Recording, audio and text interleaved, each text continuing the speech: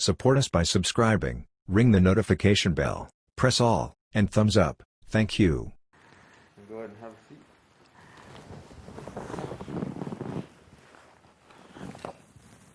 seat. I'm Specialist Deontay Chapel, and I was the first DoD service member to test positive for COVID-19. I was on the way to the hospital in the ambulance. Probably we just got on the road, maybe an hour or so.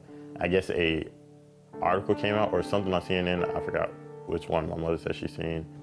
General Abrams, Barbara Starr from CNN on testing.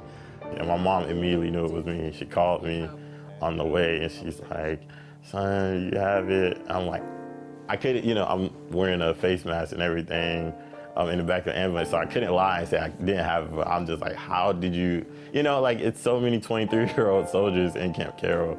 But I guess a mother's intuition just struck in her. So yeah, I just told her, she knows the way I am.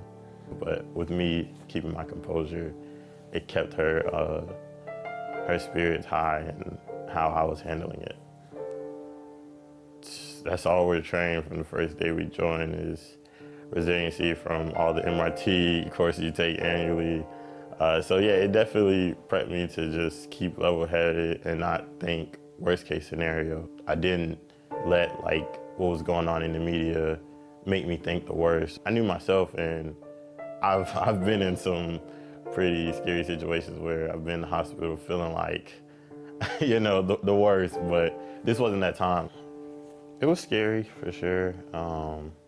Finding out my wife and daughter had it together, I felt like I'm the reason they were the ones to get it. And we still don't know if that's the case, but it did kind of bring me down a little bit, just knowing that could have possibly been it. So I felt like I didn't do my part to keep them safe in a way. Not that I wasn't practicing the proper procedures around them, but I felt like I exposed them to it, which in my mind, I felt like I was harming my own family. It was something that triggered in me that did have me worried and scared. And I wouldn't say I lost hope, but at the same time, I don't know if you were aware, but I was getting so many conflicting results. Like, I was positive one day, negative the next. So I kind of was just on the fence of, until I get the news, I'm just assume I will forever have it. And so when I finally got that text message, and I think it first came in as a text, that you got your second consecutive negative and you'll be getting cleared, it was definitely that relief, finally, not even knowing that I would be no longer in quarantine, but just I didn't have to get nothing stuck up my nose. I think that was the best thing. And the first thing I asked was, all right, do I need to get tested anymore? Will I get tested in the future? Because I lost count how many times I got tested.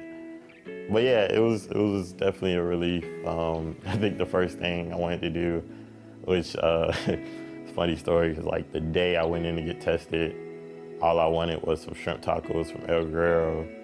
And that's the first thing I did once I left home. Once I was cleared from home, was go get some shrimp tacos from El Guerrero. So the leadership gave the best support I could ever, receive, I think, in this situation. Everything was genuine,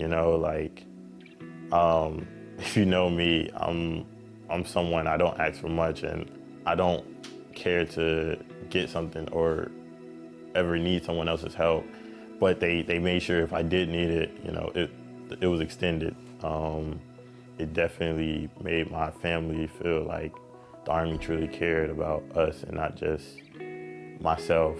Ever since we stepped into the hospital, we had the medical staff, my unit, people that was close to me, sending my daughter toys. I think our hospital room got flooded with toys for my daughter, and it definitely let me know that the people I work with are in my corner at all times, no matter what the situation is. Never think like me for a situation that it can't happen to you.